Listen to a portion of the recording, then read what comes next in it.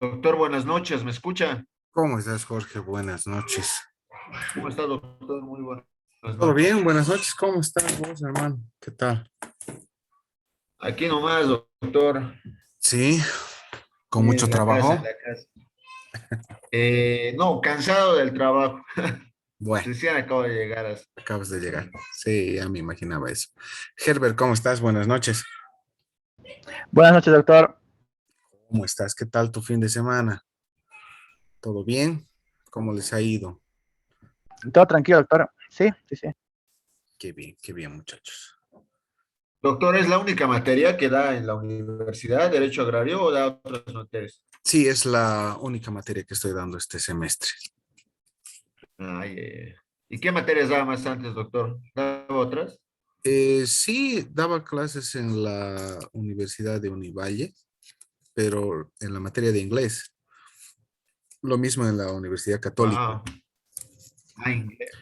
Inglés, sí. Y bueno, Doctor, y una consulta, dime. con respecto a lo que ahorita usted señala sobre inglés. Doctor, Ujú. ¿es bueno el CBA para aprender o qué metodología usted recomendaría para aprender inglés? Así algo rápido, o sea, como es una curiosidad. Bueno, en realidad el CBA es una institución bastante reconocida, ¿no? En el tema de la enseñanza del inglés.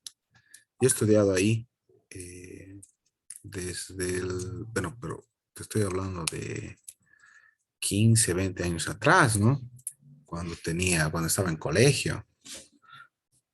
Desde el 92, 93 hasta el 97, 98 estudié y después volví porque no Y lo terminé malo, el lo malo, programa, doctor, ¿ya? es que uno quiere inscribirse, pero es que son clases con horarios fijos, entonces creo Sí. que entonces no choca, digamos, con las clases y entonces por eso le Mm, estaba preguntando.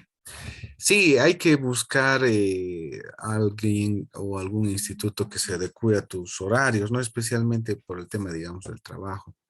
Sí, doctor. Es que no hay muchos de esos institutos acá en Cochabamba. He escuchado alguno en La Paz, en Santa Cruz también, esos institutos que se adecúan a tu horario, tú escoges el tiempo y demás cosas. Es productivo aprender un segundo idioma, o sea, te va a abrir muchas puertas en el tema, digamos, de lo que es el ámbito profesional. Cuanto más antes lo hagas, mejor, obviamente, ¿no? Porque no te olvides que cuando uno ya va madurando y va creciendo, va avanzando en edad, es un poquito más difícil aprender un Sí, segundo doctor. idioma y cuando eres joven aprendes más rápido, ¿no? Entonces, ese es el tema, ¿no? Tener un poquito de, ¿cómo se llama? De constancia en el tema, digamos, de aprender un idioma. No te olvides que estamos hablando de un idioma, ¿no? Es algo hablado. Si tú, por ejemplo, no practicas, entonces te olvidas y en realidad es para cualquier otra materia, ¿no? O cualquier otra área que quieras estudiar. Si no practicas, si no pones o no aplicas el conocimiento que estás aprendiendo, entonces te vas a ir olvidando poco a poco. Y el idioma es ingrato, ¿no? No practicas y ya, suponte, digamos, llegas a un nivel avanzado no sé, de inglés, no practicas 2, 3 meses y ya bajas de nivel a un intermedio, digamos, o a un intermedio alto. No practicas otros 3, 6 meses, ya bajas a preintermedio. Hay casos que he visto en que no practicaron un año y medio y se volvieron prácticamente a nivel básico o elemental, ¿no? Otra vez a ver el tema de empezar de nuevo, ¿no? Entonces es cuestión de práctica. Y Sí, contacto pues, con el doctor. idioma, ¿no? Ahora es más fácil. Hay un montón de recursos tecnológicos que tenemos a la mano, Internet, Netflix, tienen el tema de Disney, Amazon y demás cosas que cuando tú quieres y así lo deseas, colocas los subtítulos, el idioma en inglés o en cualquier otro idioma y puedes hacerlo, ¿no? Antes no había eso. Tenías que conseguir material, ¿no? Sí, Entonces, doctor. Gracias, doc. Sí, a ver, ahorita los institutos, el CBA es un buen instituto, pero el tema, como tú has dicho, tiene un horario bastante fijo, ¿no? Rígido. Tendrías que buscar un instituto que se adecue a eso. Creo que hay el NLC, no sé si todavía seguirá vigente. El NTC también he visto aquí en la Oruro y Lanza. Bueno, te das una vueltita y averiguas a ver qué tal andan el tema, digamos, de costos y demás cosas. Ok, Pero doctor. es eso, ¿no? Gracias, doctor. ¿De qué, Jorge? Ok, muchachos. Bueno, empezaremos a avanzar. Estábamos hablando en la anterior clase sobre el tema de lo que era el derecho agrario en Bolivia, que más hemos visto, el tema de lo que es la propiedad agraria y el marco institucional del Servicio Nacional de Reforma Agraria, ¿no? Vimos las atribuciones del presidente, del Estado Plurinacional como presidente del INRA, las labores del ministro, el director nacional del Instituto de Reforma Agraria, los directores departamentales, la Comisión Agraria, las comisiones agrarias departamentales, el Tribunal Agroambiental. Vimos después las clasificaciones de la propiedad agraria, la extensión, la indivisibilidad de la propiedad agraria, eso es lo que vimos, ¿no? Entonces, hoy nos toca el tema número 9, que habla sobre la distribución de tierras en Bolivia. Okay, entonces, para hablar de este tema, a ver, déjenme ver un cachito, aquí está el botón. Vaya. Para hablar de este tema de distribución de tierras, no nos olvidemos que estamos hablando de la distribución de tierras fiscales, es decir, las tierras de las cuales el Estado es dueño y propietario según la Constitución Política del Estado, ¿no? Entonces, como el Estado es dueño de las tierras a nivel territorial, la distribución de estas tierras fiscales se encuentra a cargo, obviamente, del Estado. ¿Y cómo va a repartir estas tierras fiscales? ¿Cómo va a distribuir estas tierras fiscales? Obviamente, lo va a hacer mediante el Instituto Nacional de Reforma Agraria, mediante el INRA. ¿Ok? Y todo esto obviamente va a estar amparado en lo que se retrata la Constitución Política del Estado, la ley INRA y los reglamentos correspondientes a la misma ley. Específicamente estamos hablando del artículo 3 de la ley 1715, que es la ley INRA.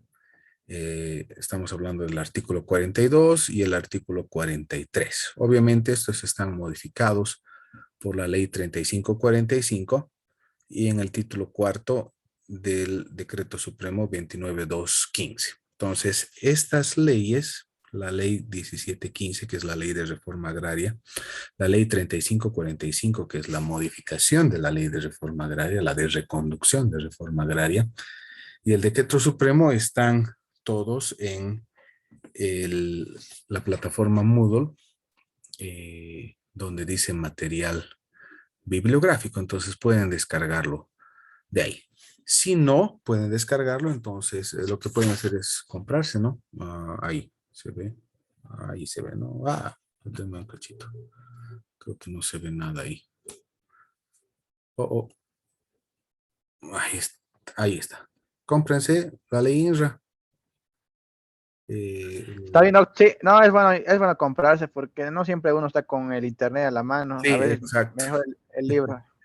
El arma fundamental de un abogado es el libro, ¿no? Son los códigos. Entonces, siempre es necesario tener a la mano los determinados materiales que vamos a tener dentro de cada área. Y en este caso del derecho agrario, nuestra principal arma es la ley de reforma agraria, la ley INRA, y obviamente su reglamento con todas sus modificaciones, ¿no? Entonces, estamos hablando de eso, ¿no? El Estado va a distribuir las tierras fiscales que se encuentran a su cargo dentro de todo el Estado Plurinacional de Bolivia conforme a estos artículos. El artículo 3, el artículo 42, el artículo 43 de la ley 1715, con su respectiva modificación en la ley 3545 y el decreto supremo 29215. Ok. Ok. Hay que tomar en cuenta que tenemos dos modalidades de distribución de tierras fiscales. Hablamos de la dotación y hablamos de la adjudicación. La dotación es obviamente una forma de distribución de tierras fiscales a título gratuito, es decir, no se paga nada, ¿cierto? El Estado nos da la tierra gratuitamente. Y el segundo paso es la adjudicación, y la adjudicación obviamente es a título oneroso, es decir, tenemos que cancelar algo para adjudicarnos, para ser propietarios de un determinado terreno que el Estado nos puede dar, ¿cierto? Aunque obviamente de acuerdo a la Constitución Política del Estado, el artículo 395 nos dice que, o hace referencia que únicamente la dotación de tierras fiscales es a favor de indígenas, originarios, campesinos, comunidades interculturales originarias, afrobolivianas y comunidades campesinas que no las posean o que las posean insuficientemente. Sin embargo, hay que estudiar la disponibilidad de la tierra fiscal. ¿Ok? Es necesario ver eso. Si no sabemos si las tierras fiscales están disponibles por medio de un estudio, entonces es imposible distribuirlas, porque puede suceder que esas tierras ya tengan un propietario, ¿cierto? Entonces tenemos que hacer un estudio de disponibilidad, que se llama. Como hablamos de disponibilidad, tenemos dos clases de tierras, las tierras fiscales disponibles y las tierras fiscales no disponibles, ¿cierto? Antes de entrar, obviamente, a lo que es este estudio, el INRA está bajo el cargo del INRA está el deber de identificar la existencia de estas tierras fiscales disponibles y obviamente nos tiene que dar la información pertinente o tiene que tener la información pertinente para saber cuáles están disponibles o no. Hablando de las tierras fiscales disponibles, ¿qué son las tierras fiscales?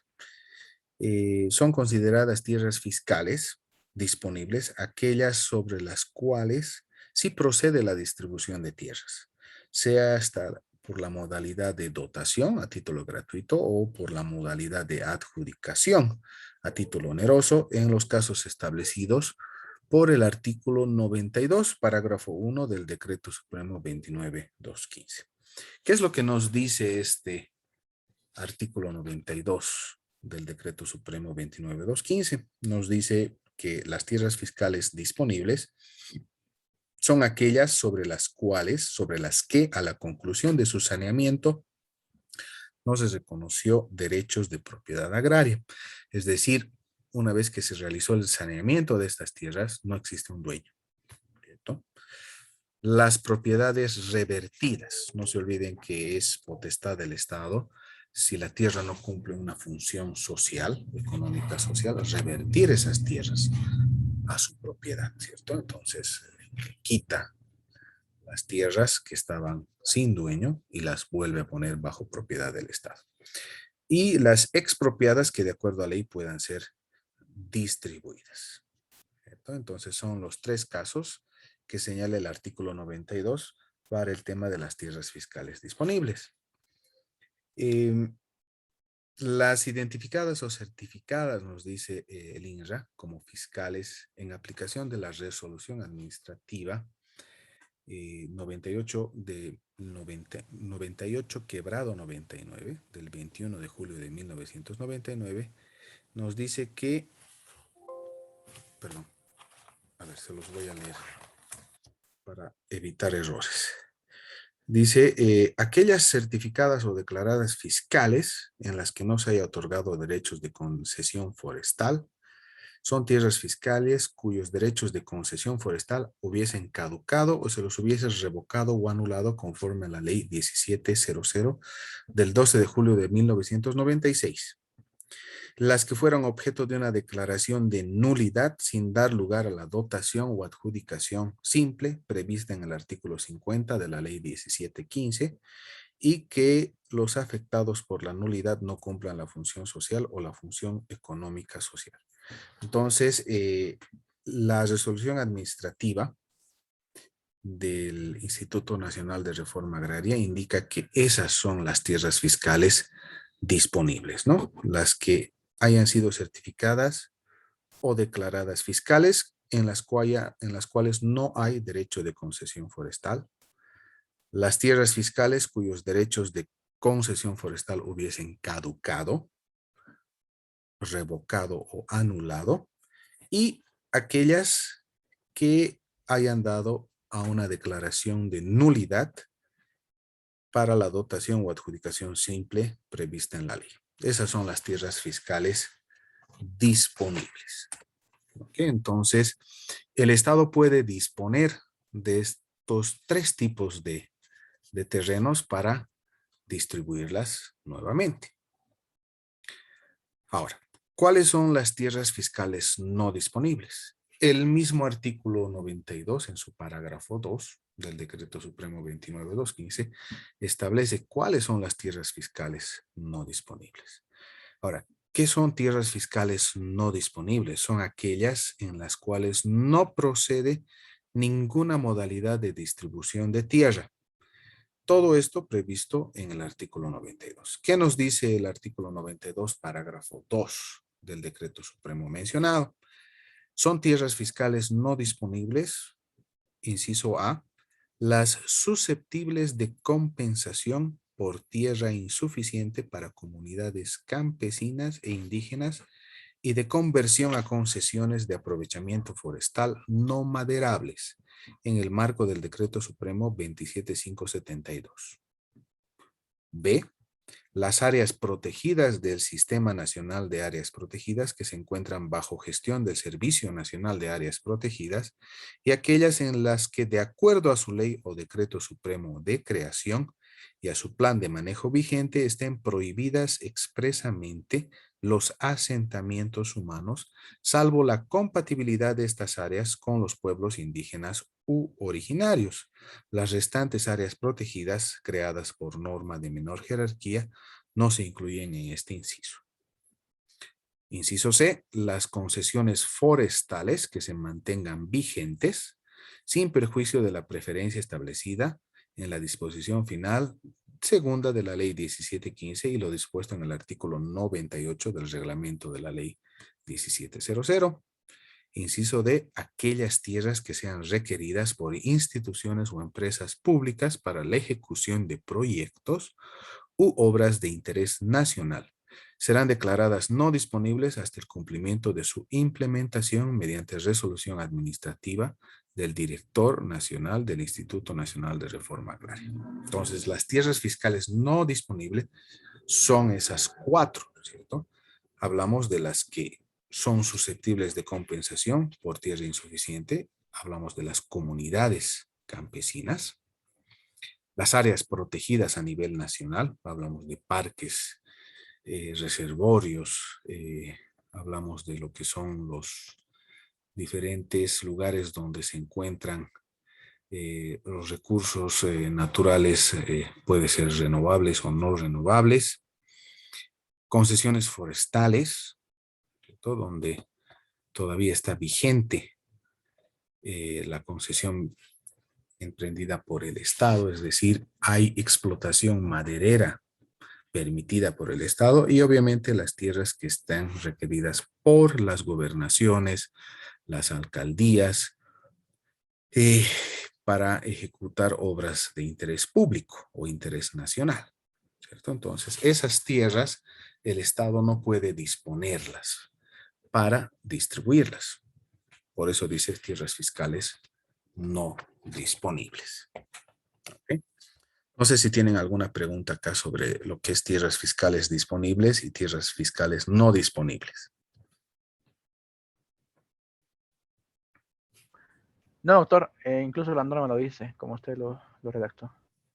Sí, la ley es bastante clara en este aspecto, ¿no? Entonces, hay que basarnos en lo que dice el decreto supremo nada más para esta cosa. Ahora, vamos a la siguiente parte, la determinación de las modalidades de distribución, ¿ok? Entonces, todo esto queda bajo la tuición de lo que es el INRA, mediante sus diferentes eh, funcionarios. ¿Ok? Entonces, una vez identificadas las tierras disponibles, el director del INRA departamental va a remitir al director nacional del INRA en un plazo de 10 días, dar inicio a todos los procesos de distribución. Entonces, para eso remite antecedentes, y en 10 días calendario, no en 10 días hábiles. No se olviden que la diferencia entre días hábiles y días calendario es ahora mucho más clara que antes, ¿cierto? Cuando hablamos de días hábiles, entonces hablamos de los días laborales, de lunes a viernes. Pero cuando hablamos de días calendario, hablamos de lunes a domingo. Entonces, la ley nos dice que el director del INRA departamental, donde sea identificada la tierra fiscal disponible, a objeto de dar inicio a los procesos de distribución, debe remitir antecedentes al director nacional del INRA en un plazo de 10 días calendario, para que una vez cumplido el procedimiento establecido en los artículos 94, 95, 97 del Decreto Supremo 29215, deba emitir una resolución en la modalidad de distribución de tierras en el plazo perentorio de 10 días, ya sea bajo la característica o la figura de dotación o la figura de adjudicación. Entonces, el director va a ver, de acuerdo al estudio que le va a remitir el director departamental, si va a dotar o va a adjudicar estas tierras. ¿Cómo se va a saber esto? Se tiene que publicar en un medio de difusión nacional. Y cuando hablamos de medios de difusión nacional, generalmente nos remitimos a lo que es el periódico, ¿cierto? Pero no nos olvidemos que hay zonas donde no llega el periódico, hablamos de las áreas rurales. Entonces, ¿cuál es el medio para que se difunda esta resolución? La radio. ¿Ok? Entonces, el INRA va a publicar o va a hacer comunicados en medios radiales de estas zonas donde se encuentran ubicadas las tierras fiscales. Asimismo, se va a poner en conocimiento de las diferentes sociedades o organizaciones sociales que existan en estos terrenos, que sean miembros de las comisiones agrarias departamentales. No nos olvidemos que la Comisión Agraria Departamental está dentro de o está integrada por las organizaciones sociales campesinas, ¿cierto? Entonces, el INRA va a emitir el proveído respectivo para que la Comisión Agraria Departamental dé a conocer a estas organizaciones sociales sobre la dotación o adjudicación de estas tierras fiscales. Ok, no nos olvidemos que si es que existieran razones fundadas para interés público, etcétera, el Estado puede modificar con arreglo al procedimiento establecido la determinación de hacerlo ya sea por dotación o adjudicación de la distribución de tierras fiscales, en el caso de que exista una de estas figuras. Es decir, en caso, por ejemplo, de que alguna de las organizaciones sociales se oponga a que se realice la distribución de esas tierras fiscales por motivos fundamentados que sean de interés público, entonces este estudio va a ser modificado, o sea, va a permanecer el estudio, pero la resolución va a ser modificada de acuerdo a procedimiento, ¿cierto? Se va a salvar obviamente los actuados existentes y se va a considerar otra área de tierra fiscal para poder distribuir, pero siempre y cuando exista razón fundada para que no se distribuya esta tierra fiscal. Por eso justamente se hace conocer a las organizaciones sociales que son las primeras en tener la capacidad de decir si este terreno está disponible o no, este terreno no está disponible por determinada razón, ¿cierto?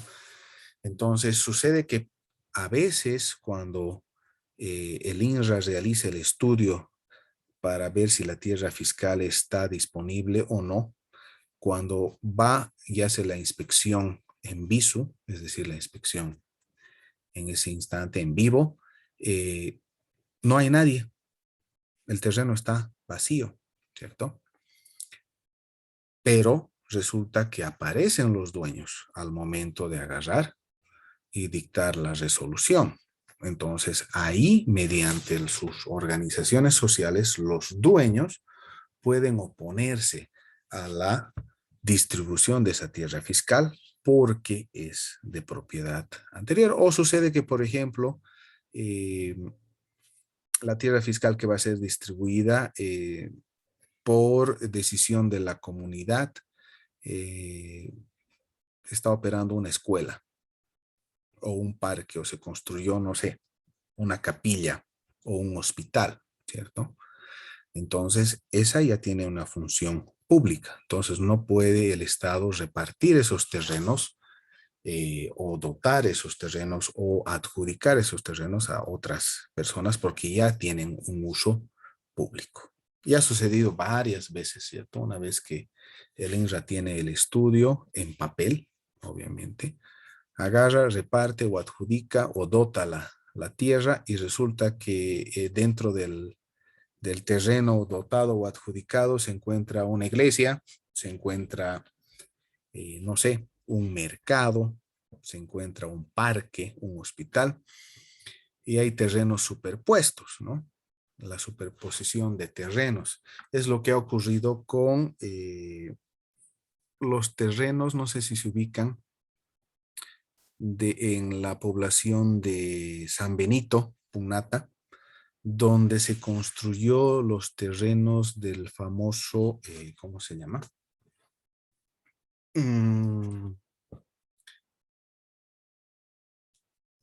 De la UNASUR, doctor. De la UNASUR, exacto, por los terrenos de UNASUR, ¿cierto? Entonces resulta que se adjudica la constructora para realizar la construcción. Sin embargo, cuando se va a hacer la medición correspondiente, porque había obviamente terrenos de diferentes instituciones públicas, no solo de la alcaldía, sino hablamos también de la gobernación en sus unidades descentralizadas como CDGs, sedes y demás.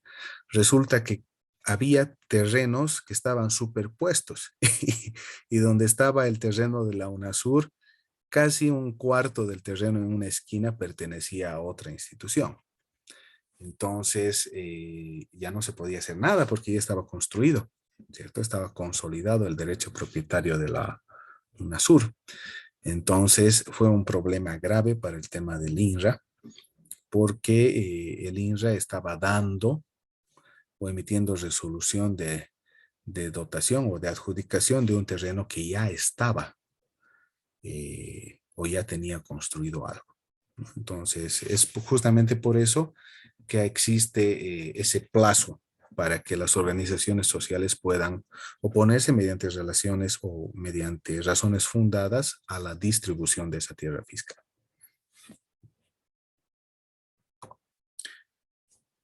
Ahora, hablando de la dotación de tierras fiscales, no nos olvidemos que dotación significa a título gratuito. Y esta dotación de tierras fiscales es exclusivamente a favor de las comunidades campesinas, pueblos y comunidades indígenas originarias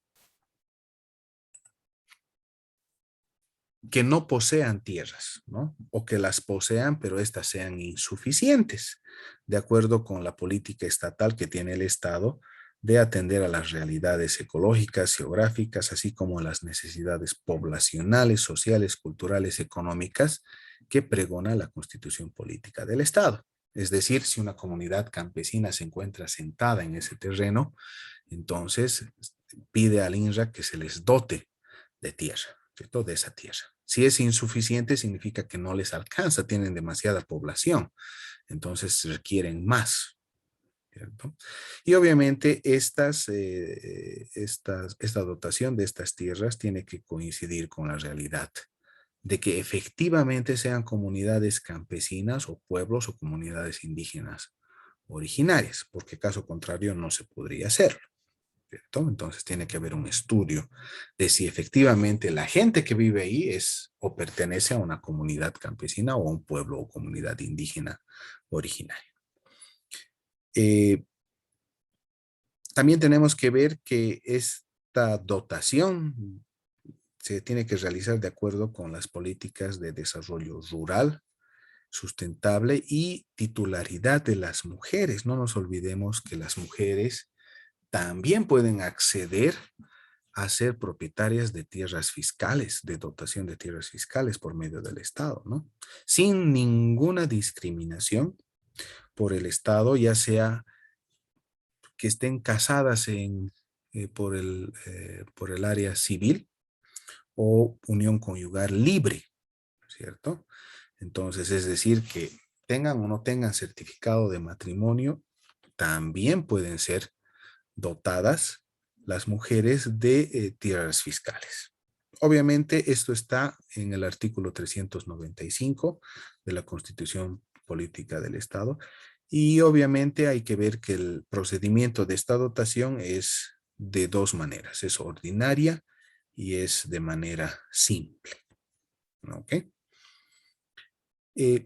Hablaremos del procedimiento de dotación ordinaria. ¿Qué es el procedimiento de dotación ordinaria?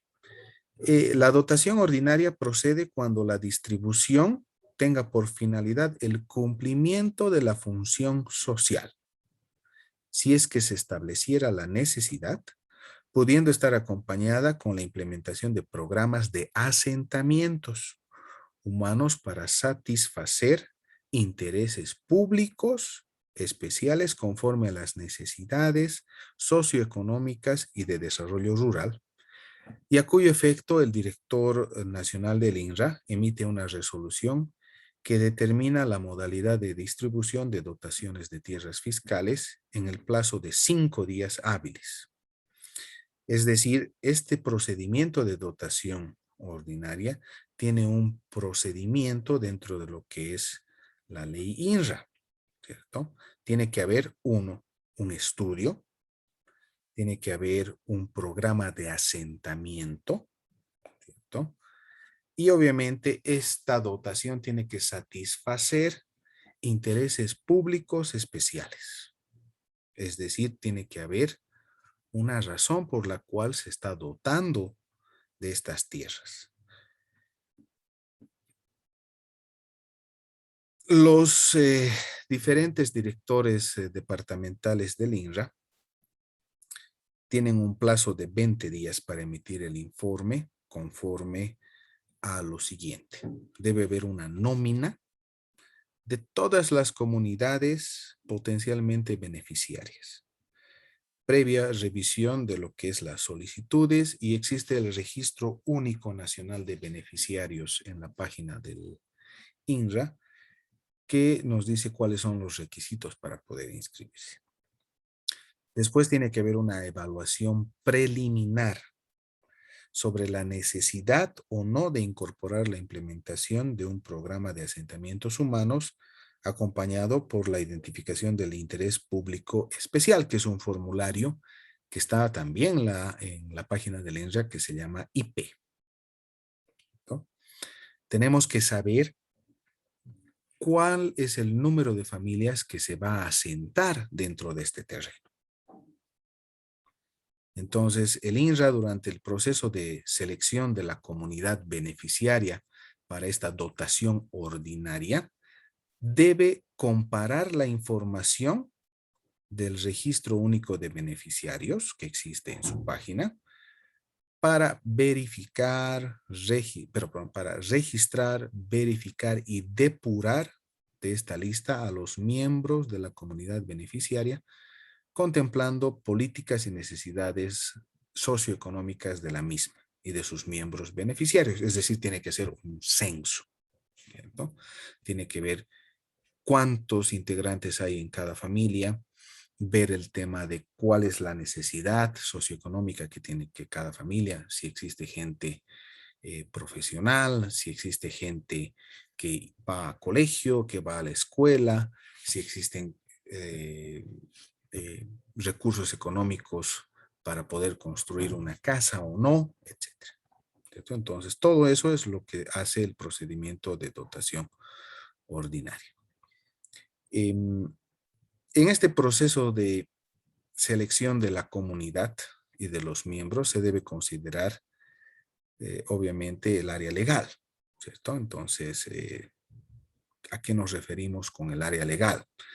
Tiene que haber una consulta a las organizaciones sociales del área, objeto de distribución, sobre el uso de la tierra, así como a las organizaciones del área de origen de la comunidad beneficiaria sobre la necesidad de acceso a la tierra, pudiendo convocarse a una audiencia pública en la cual el INRA va a hacer la consulta directamente a estas comunidades si están de acuerdo o no con la dotación de estas tierras fiscales, ¿cierto? En caso de que no existiera esa audiencia pública, entonces se consulta a las instancias nacionales, departamentales o regionales relacionadas con esta temática. ¿Okay? Entonces, es importante hacer este estudio porque no se puede dotar de tierra fiscal a cualquier comunidad, entre comillas, originaria, sin saber quiénes son sus miembros, cuántos son, a qué se dedican, la realidad socioeconómica en la cual viven y obviamente si tienen acceso a determinadas, ¿cómo llamamos? Tienen acceso a determinados recursos para poder cultivar la tierra. ¿Ok? Ahora bien, todo este proceso de dotación ordinaria que no es sencillo. Entonces, no nos olvidemos que el INRA, en el marco de lo que son sus capacidades y las políticas nacionales, debe considerar también el reagrupamiento de las familias y de las comunidades, ¿cierto? Es decir, si yo tengo una comunidad que tiene 100 miembros y esos 100 miembros quieren ser dotados de tierras fiscales, pero existe otra comunidad vecina, la cual tiene 50 miembros, entonces se considera unirlas para que directamente puedan ser mayoría, pero obviamente la unión de estas comunidades campesinas se va a realizar de acuerdo al estudio de costumbres que tengan ellos, ¿cierto? Porque sucede que a veces una comunidad campesina tiene diferentes costumbres de otra, como a veces son similares. Entonces, en el caso de que haya comunidades campesinas que tengan costumbres similares, entonces lo que se hace es ver si existe similitud o familiaridad entre estas comunidades para hacer un reagrupamiento y poder darles de una tierra fiscal mucho más amplia en una misma. ¿Ok? Se va a cortar, muchachos. Entonces, una vez que se corte, por favor, ingresan de nuevo por el mismo link. ¿Ok? Está bien, doctor, no pasa nada. Está bien, doctor. Creo que ya se corta. Estamos ahí casi a tiempo.